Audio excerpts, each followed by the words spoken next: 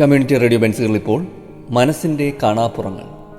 രചന അവതരണം ഖാൻ കരിക്കോട്. എഡിറ്റിംഗ് ശബ്ദമിശ്രണം ബോണി ജെ ബേസു.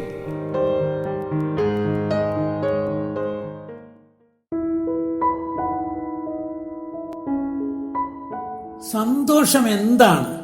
എങ്ങനെയാണ് സന്തോഷം കണ്ടെത്തുക? മനസ്സിന്റെ കാണാപ്പുറങ്ങൾ എന്ന ഈ പരിപാടിയിലൂടെ അതേക്കുറിച്ച് കൂടുതലറിയാം. ഞാൻ കാണിക്കാം.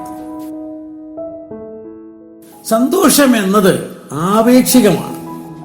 എന്താണ് സന്തോഷം തരുന്നത് എന്നതിന് പൊതുവായ കാഴ്ചപ്പാടൊന്നുമില്ല. ചിലർക്ക് സന്തോഷം കൊടുക്കുന്ന കാര്യം മറ്റു ചിലർക്ക് ദുഃഖമായിരിക്കും.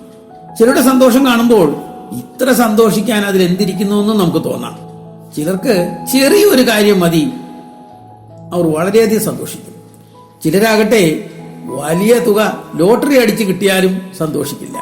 ഒരു ഇഷ്ടമുള്ള പാട്ട് കേട്ടാലോ, പരിചയമില്ലാത്ത ആൾ നോക്കി ഒന്ന് ചിരിച്ചാലോ, തന്റെ പൂന്തോട്ടത്തിലെ ഒരു പൂ വിരിഞ്ഞാലോ, യാത്ര ചെയ്യുന്ന ബസ്സിൽ ഇരിക്കാനൊരു നല്ല സീറ്റ് കിട്ടിയാലോ, അതെല്ലാം സന്തോഷമായി കാണുന്നവരാണ് മിക്കവരും.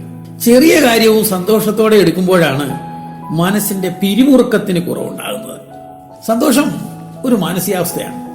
നമ്മൾ കാര്യങ്ങളെ എങ്ങനെ വീക്ഷിക്കുന്നു അതിനനുസരിച്ചായിരിക്കും അതുണ്ടാകുന്നത്. നമ്മുടെ സന്തോഷം നമ്മുടെ കയ്യിലാണ്. അത് വേണ്ട രീതിയിൽ ഉപയോഗിച്ച് അത് നിലനിർത്തുകയാണ് കരണീയമായിട്ടുള്ളത്. ഈ സന്ദർഭത്തിൽ ചിലത് നമുക്ക് അറിയേണ്ടതുണ്ട്. അമിതമായ ആരിൽ നിന്നും ഒന്നും പ്രതീക്ഷിക്കാതെ ജീവിക്കണം. ചെറിയ കാര്യങ്ങളിൽ പോലും സന്തോഷിക്കുന്ന ശീലം ഉണ്ടാകണം. അപ്പോൾ മറ്റൊരാളിൽ നിന്ന് കിട്ടുന്ന പുഞ്ചിരി പോലും നമുക്ക് സന്തോഷം തരും. ഇതിനിടയിൽ ഒരു കാര്യം കൂടി സൂചിപ്പിക്കട്ടെ. സന്തോഷം ഉണ്ടാക്കാൻ കഴിയാവുന്ന ഒറ്റമൂല്യം ഒന്നും ഇതുവരെ കണ്ടുപിടിക്കപ്പെട്ടിട്ടില്ല. നൈമിഷികമായി സന്തോഷം തരുന്ന ലഹരിയുണ്ട്. അങ്ങനെ ഇപ്പോഴുള്ളതെല്ലാം നമ്മെ നശിപ്പിക്കുന്നതുമാണ്. സന്തോഷം നമുക്ക് തരാൻ ഒരാളെ ഈ ഭൂമുഖത്തുള്ളൂ. അതാരാണെന്നറിയണ്ടേ? അതിന് പ്രയാസമൊന്നുമില്ല. കണ്ണാടിയിൽ നിങ്ങളൊന്ന് നോക്കിയാൽ മതി. അതായത് നിങ്ങളെ സന്തോഷവാനാക്കാൻ നിങ്ങൾക്ക് മാത്രമേ കഴിയൂ. മറ്റുള്ളവരിൽ നിന്ന് എന്ത് മോശം പ്രവൃത്തി വന്നാലും എന്റെ സന്തോഷത്തിന്റെ താക്കോൽ എന്നിൽ തന്നെയാണെന്നുള്ള ബോധവും മാനസികാവസ്ഥയും ഉണ്ടാക്കിയെടുത്താൽ മതി. നിങ്ങളെ അപ്പോൾ ദുഃഖങ്ങൾ അലട്ടുകയില്ല. എല്ലാ സന്തോഷവും നമ്മളിലേക്ക് ആ സമയം എത്തിച്ചേരുകയും ചെയ്യും.